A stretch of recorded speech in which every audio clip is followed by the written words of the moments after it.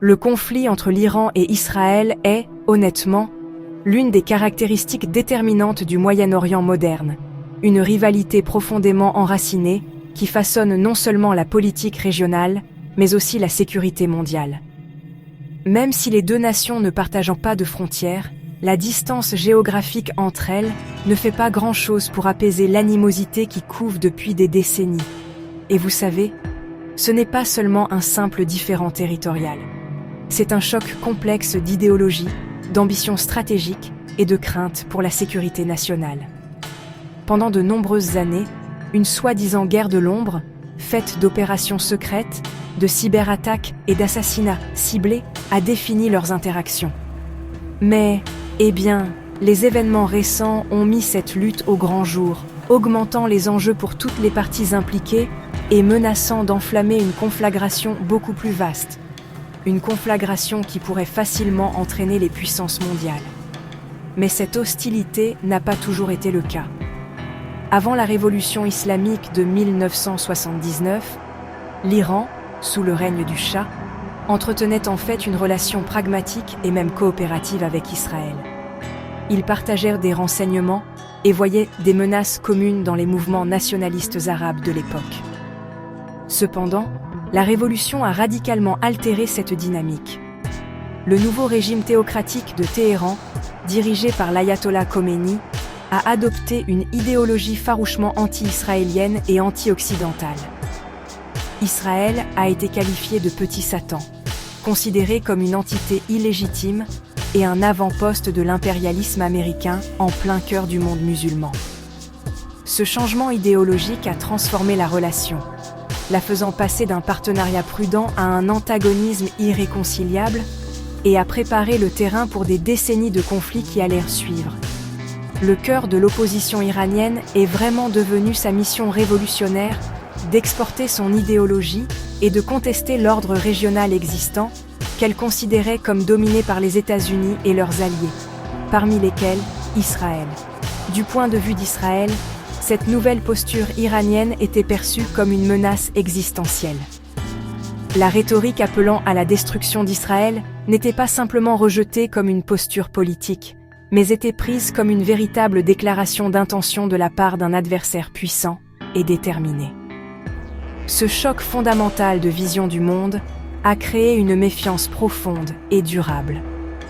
Chaque action entreprise par l'une des parties a, depuis lors, été interprétée par l'autre à travers un prisme de suspicion et d'hostilité, créant un cycle de réaction et de contre-réaction qui s'est avéré incroyablement difficile à briser.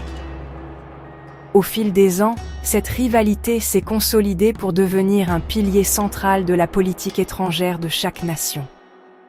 Israël s'est concentré sur la prévention de l'acquisition d'armes nucléaires par l'Iran et de l'établissement d'une présence militaire dans les pays voisins, comme la Syrie et le Liban. L'Iran, à son tour, a travaillé à saper la sécurité israélienne en soutenant des groupes militants le long de ses frontières. Ce conflit de longue date est passé, vous savez, d'une guerre de mots à une lutte sur plusieurs fronts, menée par procuration, dans le cyberespace et même en haute mer.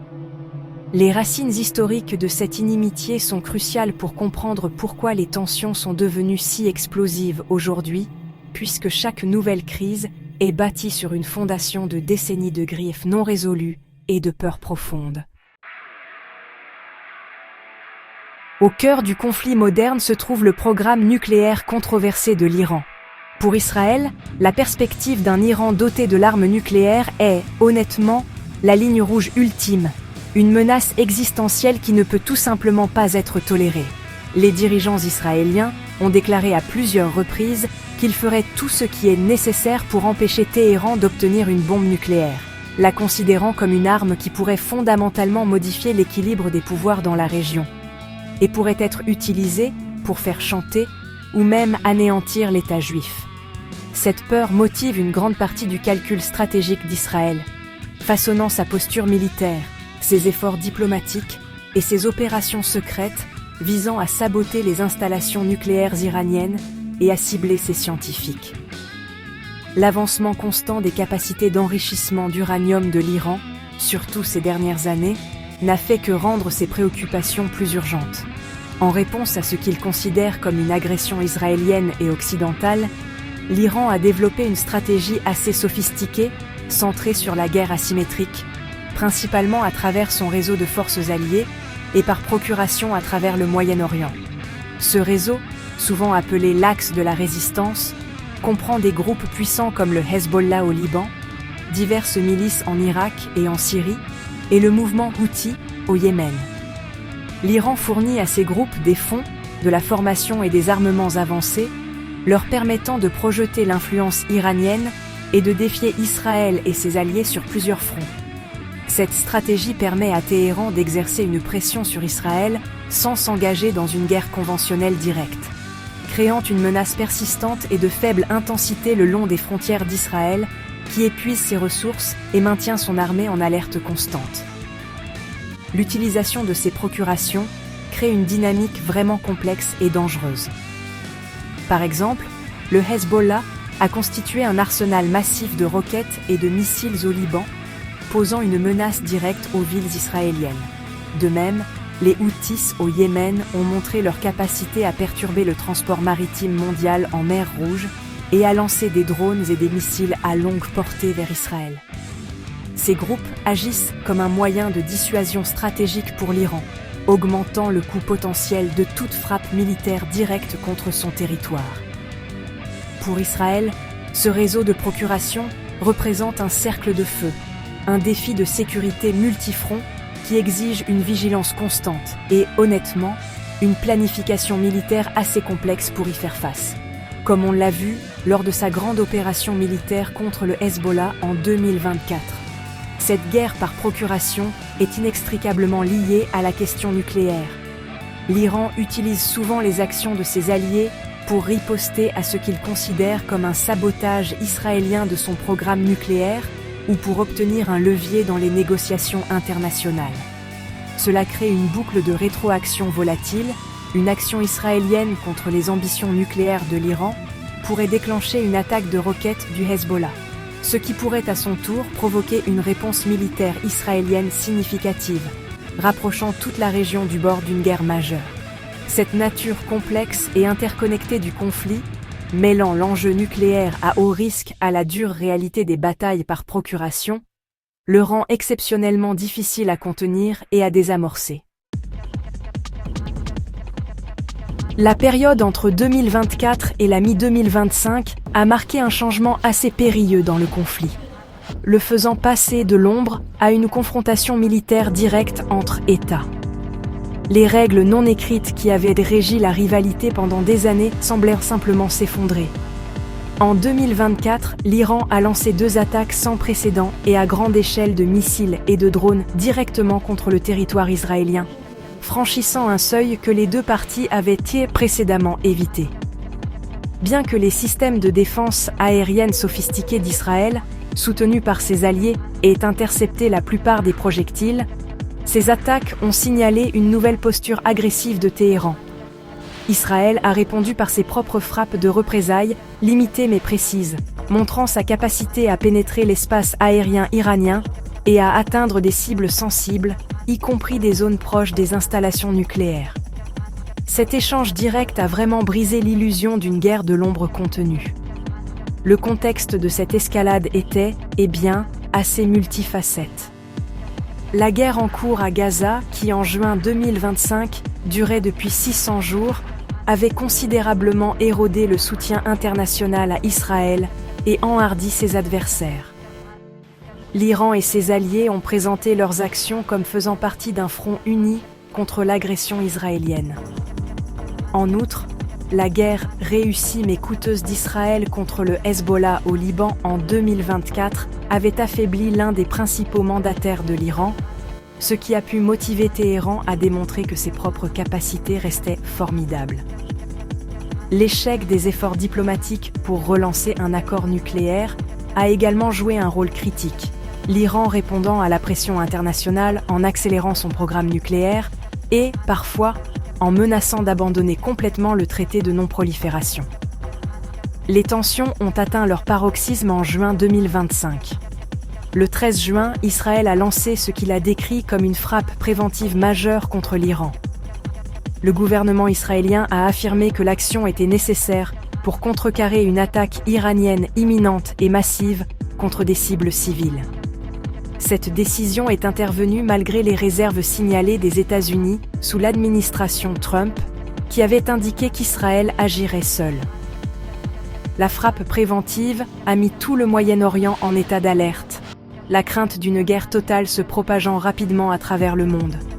Les canaux diplomatiques, y compris les pourparlers prévus à Oman, ont été immédiatement compromis, laissant très peu de place à la désescalade.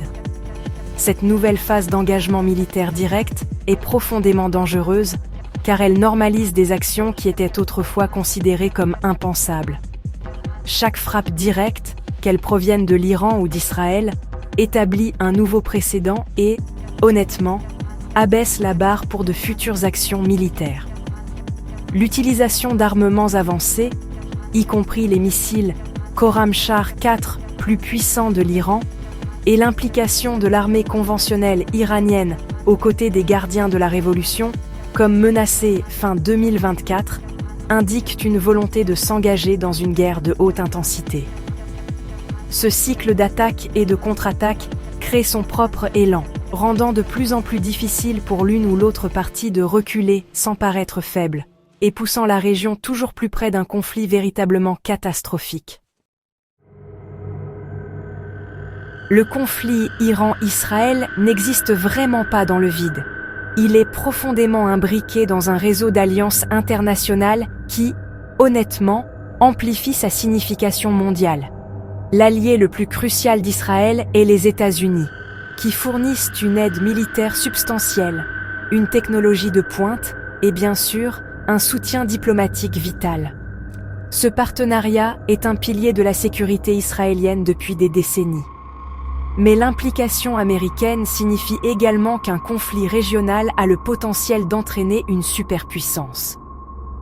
Alors que l'administration Trump a exprimé le désir d'éviter une autre guerre au Moyen-Orient et a mis en garde Israël contre une action unilatérale en 2025, l'alliance stratégique signifie qu'une attaque majeure contre Israël pourrait facilement contraindre à une réponse américaine, transformant le conflit en une crise mondiale.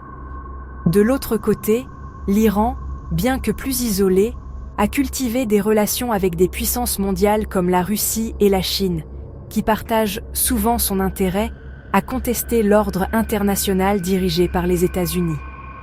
Ces relations fournissent à l'Iran des bouées de sauvetage économique face aux sanctions, une certaine technologie militaire et une couverture diplomatique dans les forums internationaux comme les Nations Unies.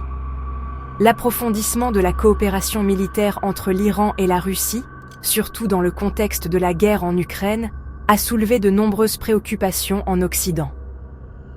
La perspective que ces grandes puissances soient entraînées dans des camps opposés d'un conflit au Moyen-Orient est un scénario cauchemardesque pour la stabilité internationale, faisant écho aux compétitions de grandes puissances du passé.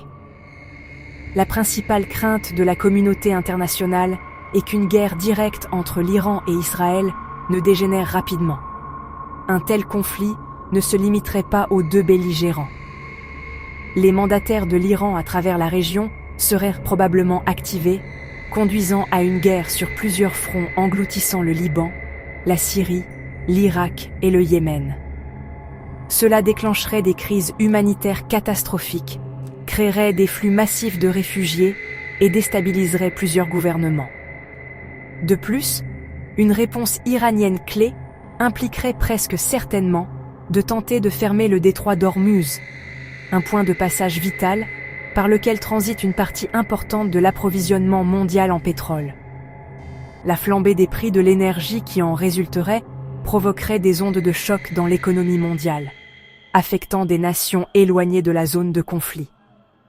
En raison de ces risques graves, la communauté internationale est profondément investie dans la prévention d'une guerre totale. Les Nations Unies, les puissances européennes et les États arabes voisins s'engagent fréquemment dans des efforts diplomatiques pour médier et appeler à la retenue.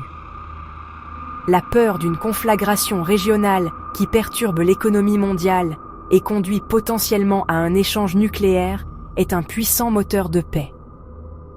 Cependant, comme l'ont montré les frappes directes de 2024 et 2025, l'inimitié profonde et les dilemmes de sécurité auxquels sont confrontés l'Iran et Israël pourraient finalement l'emporter sur ses efforts diplomatiques. Le monde observe avec un souffle coupé, car le destin du Moyen-Orient, et peut-être la paix mondiale, est en jeu.